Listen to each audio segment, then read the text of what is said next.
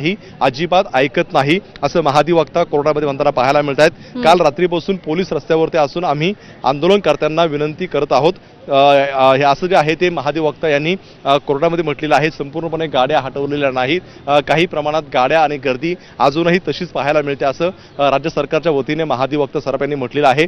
जरांगे पाटील यांना नोटीस देण्यात आलेली असून आम्ही त्यांना जागा खाली करायला सांगितलं आहे असं सुद्धा कोर्टामध्ये महाधिवक्ता सराफ यांनी म्हटलेलं आपल्याला पाहायला मिळतंय। खरं तर राज्य सरकारची भूमिका सगळ्यात महत्त्वाची होती। कोर्टाने म्हटलं होतं की राज्य सरकार नेमकं काय करणार आहे ते 3 वाजता सांगावं आणि त्यानुसार महाधिवक्तांनी ही माहिती द्यायला सुरुवात केलेली आहे की आतापर्यंत राज्य सरकारच्या वतीने काय काय करण्यात आलेलं आहे। तर जरांगे पाटील यांना नोटीस पाठवलेली आहे।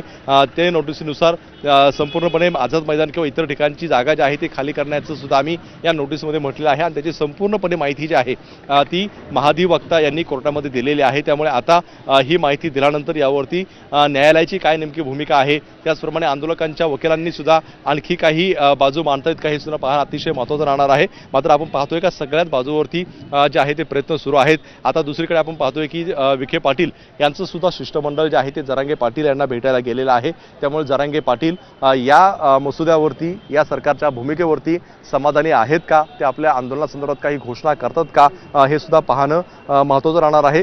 लोक तिथेच थांबली तर अडचण होईल असं सुद्धा सराफ यांनी म्हटलेलं आहे।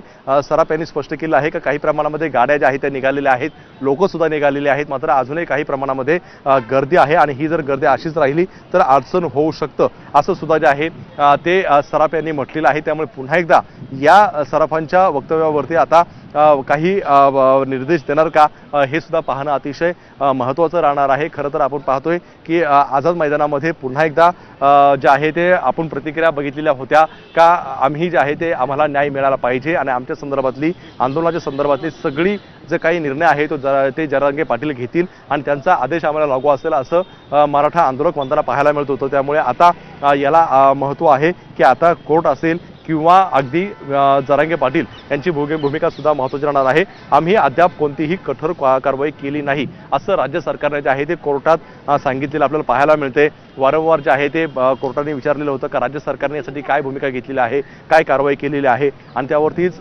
महाधिवक्ता सराफ यांनी म्हटलेलं आहे की आम्ही अद्याप कोणतीही कठोर कारवाई केलेली नाही। त्यामुळे आता नेमकं कठोर कारवाई करण्याच्या भूमिकेमध्ये राज्य सरकार आहे का हे सुद्धा पाहणं अतिशय महत्त्वाचं राहणार आहे। कारण फक्त 24 तासाची मुदत दिलेली होती आणि आतापर्यंत हे आंदोलन जे आहे ते सुरू होतं। दुसरीकडे आपण पाहतोय का सकाळी सुद्धा पोलिसांनी मैदान खाली करण्याचे आदेश दिलेले होते। त्यामुळे या सगळ्या बाबी लक्षात घेऊन आता राज्य सरकारची भूमिका नेमकी काय असणार आहे। आपण जर एक सातत्याने पाहिलं तर काल सरकारी वकील जे आहेत, राज्य सरकारचे वकील जे आहेत ते वारंवार आपल्याला पाहायला मिळत होतं की न्यायालयाला विनंती करत होता का तुम्ही आदेश द्या, आम्ही कारवाई करू।